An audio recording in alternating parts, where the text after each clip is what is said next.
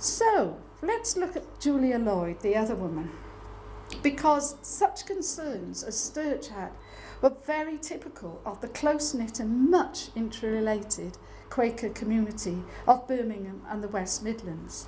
Lady Sturge's mother was from the Lloyd family, as obviously was Julia Lloyd, who was born, and I have to say it's the 13th of April because it's my birthday as well, 13th of April 1867, and she was daughter of Samuel Lloyd and Jane Jansen of Farm, Sparkbrook.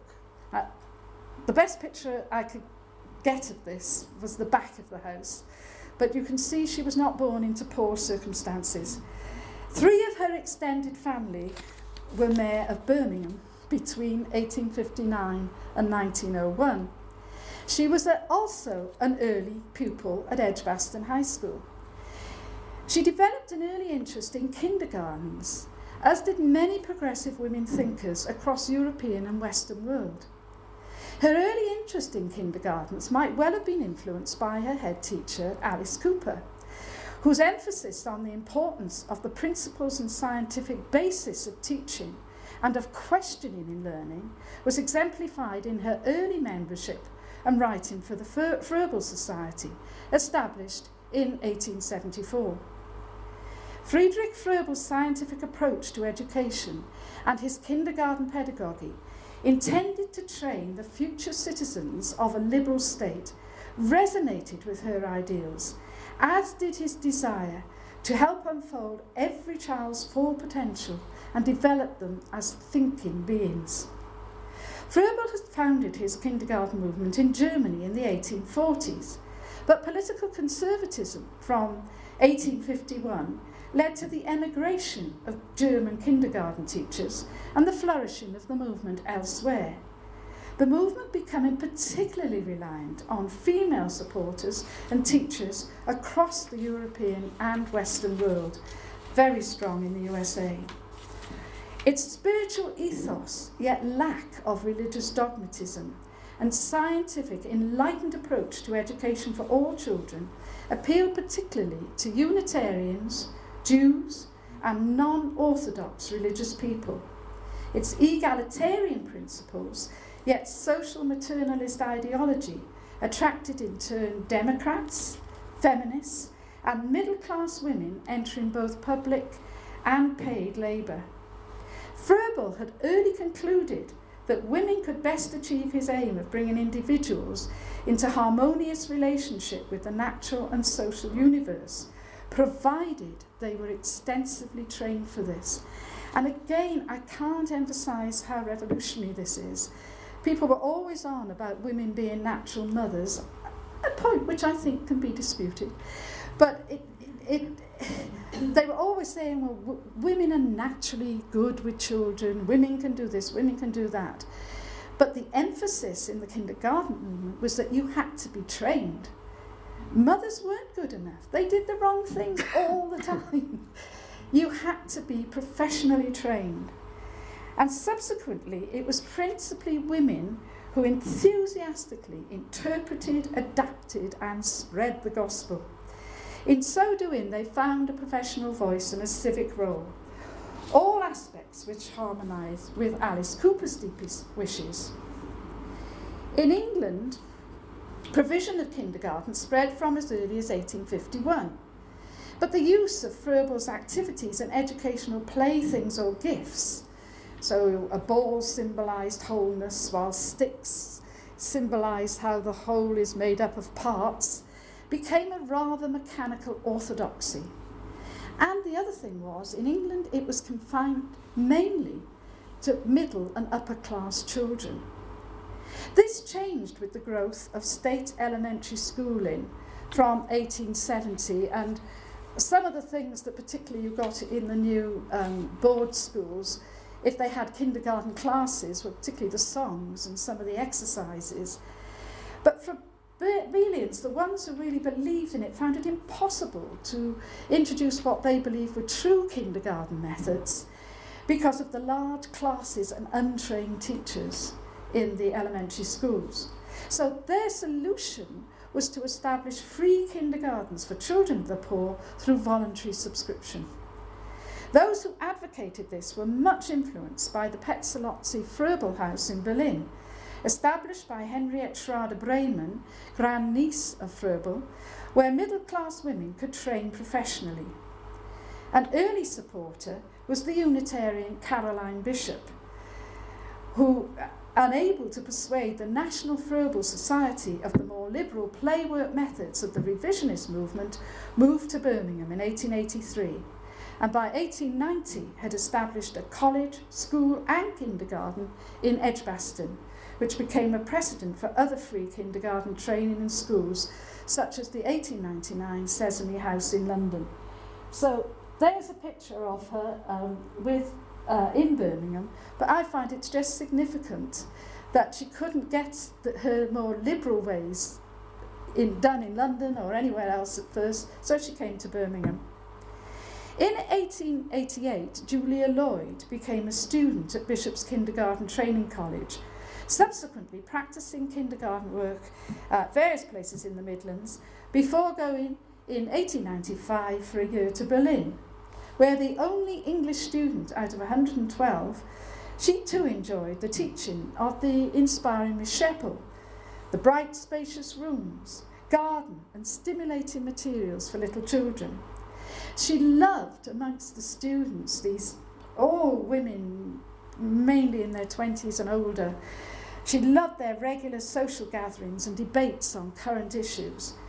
But she said she felt a call to return to Birmingham and to open people's kindergartens and redress her former Sunday school teaching when, she said, the children sat in rows before me, dull and lacking in imagination, just repeating parrot-wise whatever I tried to teach them.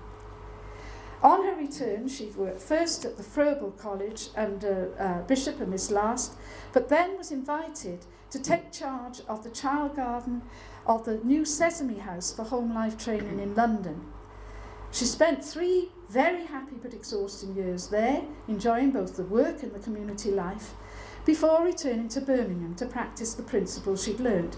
So for many years she'd been an integral part of the female revisionist Froebelian community, whose aim was to change both the lives of the poor through their kindergartens and of the women who worked in them. Lloyd later recalled that the principal of the new University of Birmingham, Sir Oliver Lodge, who like his wife was a strong supporter of Lloyd's work, proclaimed that the new kindergartens were a protest against the idea of the comparative unimportance of childhood. In Birmingham in 1903, Mrs. Barrow Cadbury and her husband, that's the Geraldine I mentioned earlier, offered to build a room for a people's kindergarten at the back of the Friends Institute in the poor area of Greet on the Warwick Road, if Lloyd would run it. Supported by a committee chaired by Mrs. R.C. Gibbons, with Lloyd as secretary and also as treasurer for the first 4 years, backed largely by Quakers and Unitarians with some others, the kindergarten opened in 1904. Sheppel herself addressed the first annual meeting, quoting Goethe, "Only the best is good enough for a child." Her description of a kindergarten as a place where children of the working classes who lack suitable space and facilities could be trained as plants in a garden by a gardener who understands their characteristics and needs was symbolised by the association by a chestnut tree, which they said would bring forth blossoms of beauty, even if one or other of its leaves drop away, if only its root be struck deeply and firmly into the ground. And you'll find all the kindergartens I mentioned, they all ended up with chestnut trees. The first superintendent, Miss Frost and Lloyd, were helped by young girls from the council schools. So they actually had girls from the top classes of the local council schools going in to help them. Birmingham School Board had taken an early and sustained interest in kindergarten work, but only as a more interesting method of teaching, not as kindergarten education as Lloyd envisaged. A greeting contrast, the children developed as individuals in healthy conditions through cooperative work and play, care for plants and animals, and properly devised exercises. They had pleasant surroundings indoors and out, their own garden plots and pets, many of which actually were supplied by Julia Lloyd. They made visits to watch skilled artisans at work, had Christmas parties and tea parties for their mothers. Lloyd described the fun they experienced in such activities as growing corn and vegetables, gathering blackberries, making bread and jam, and helping cook. Now remember, these are children between the ages of 3 and 5. So, as the years went by, she marked a pleasing progress in their intelligent interest in life around them and their habits of orderliness and cleanliness.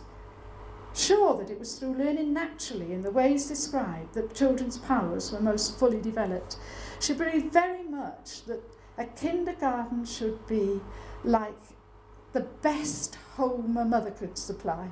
So it should be homely, it should be beautiful, it should be full of pleasant things, and children should largely learn through play and learning to share with each other. She stressed what she believed to be the Pestalozzi-Fröbel standpoint of education. Kindergarten education should start from life, the spirit of life which animated the world, and thus through the physical and creative efforts of the child, who must be protected from the unwholesome influences of an artificial civilization and allowed freedom of development in surroundings conducive to natural growth. I have heard words like that so many times in my teaching life. We're still fighting for it. This meant being out in the sun and fresh air, seeing people engaged in farm and craft work, being schooled in a sunny house with toys, beloved treasures, youthful companionship, and learning care and reverence for all living creatures. Greek kindergarten was visibly very successful. It became a centre for training girls, mostly from council schools, in the care and management of children. It had many visitors from all over the country, 370 in its first 4 years, and many excellent reports, both from qualified inspectresses, and this was another new development for women. The people deemed, if they were qualified, best to look at the work of children and women were women, and so there was another opening. And also excellent reports from Professor Hughes, organising Professor of Education at Birmingham University, who welcomed its use for the training of teachers for infants departments in schools. In 1907, another very successful kindergarten was opened at the Women's Settlement in Summer Lane, where the children had a large room, kitchen and scullery, and were allowed to work in part of the spacious garden and use the playground.